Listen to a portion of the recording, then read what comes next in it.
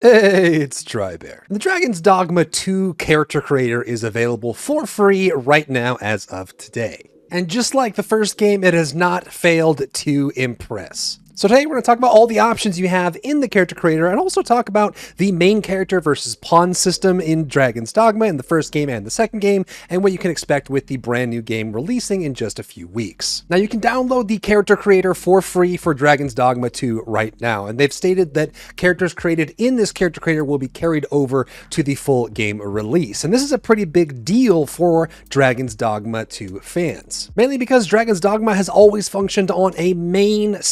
singular save system where you're focused on one full playthrough rather than have multiple going simultaneously. But also because your character will have so much impact on your game and other people's games as well. Since the first game introduced the pawn system where you could create NPC AI-controlled characters that would come with you on your journey as adventure pals, but the characters that you customize and create are also made available to other players online through their online pawn system. Now, the director has always stated that it wanted to create a multiplayer feeling aesthetic for a single-player game, and that you are playing solo, but you're also able to access the characters and creations of other people from around the world while you're going through your journey. And the developers mentioned they want to keep this going with the second game and talked a lot about how they want this to enrich your experience. Not only will your character name, your character's appearance, and all of your character's skills appear through the pawn system for other people to recruit and take along with them in their journey, but also the experiences your character has and the knowledge that it gains will somehow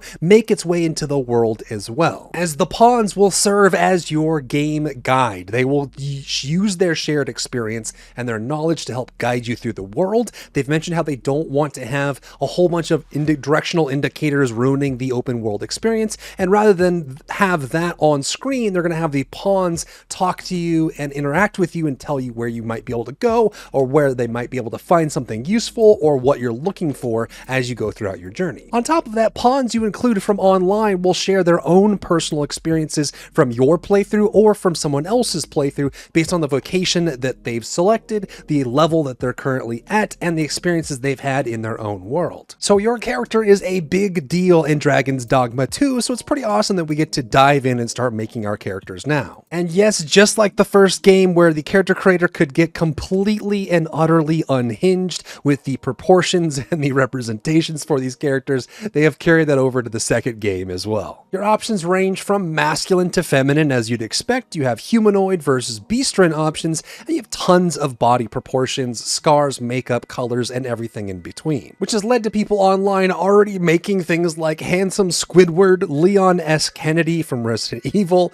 some Targaryen characters as well, picking up Gandalf for the ride, or even the great mage Mistress Frieren from the hot anime, public figures like Willem Dafoe or Putin, Shadowheart, Geralt, Ciri, and tons and tons and tons and loads of ridiculous other nonsense. I think not only does this character creator give you a lot more room for expression and help you specify your character, because you're gonna have a whole bunch of options in the vocation. You could be a caster, you could be a stealthy character, you could be a fighter, you could be a tanky character, and you can mix all those together as you get later and later into the game, as you could with the first game. So having your character's appearance and your own lore move into your role-playing aspect of the character you have, but I think the online aspect really adds the extra element that goes a long way. Knowing that not only will your character be available and shared with others online, they'll see your name, they'll see your character's representation, and they'll be able to use it and bring it along with them as part of their party, but also that character's skills and experiences will be reflected in the party as well. So it's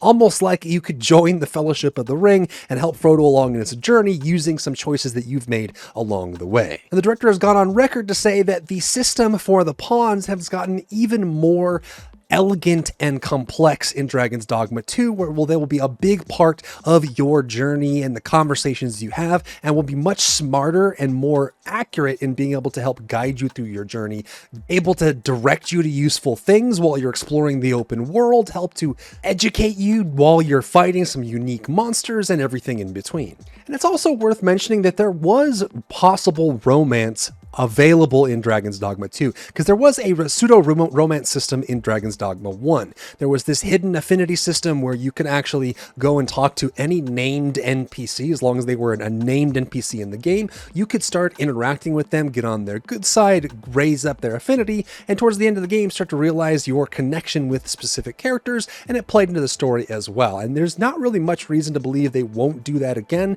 I haven't seen any evidence to suggest that they are specifically doing this or maybe doing more, but it was kind of a surprise feature in the first game, and I think we can expect the same thing in Dragon's Dogma 2. So on top of spreading your presentation of your character all throughout the online communities and allowing people to see your character and have that character really weigh in on the decisions that other players are having by having that character in their parties, you might also have tons of romance options as you go through the game to help connect your character with other characters in the game world. And so whether you're someone who's more on the serious role-playing side, you want to have a realistic character that you can get into that's more fantastical or more relatable in how your life relates to the story that's inside Dragon's Dogma, or you just are a mega goofball and you want to have the most ridiculous looking character, and when this gremlin of a creature shows up on screen, it brings you some level of joy. Either way, there's going to be tons of options for you in Dragon's Dogma 2, and you can go jump into the character creator now and start customizing your look and save it for the launch of the game so that when it becomes available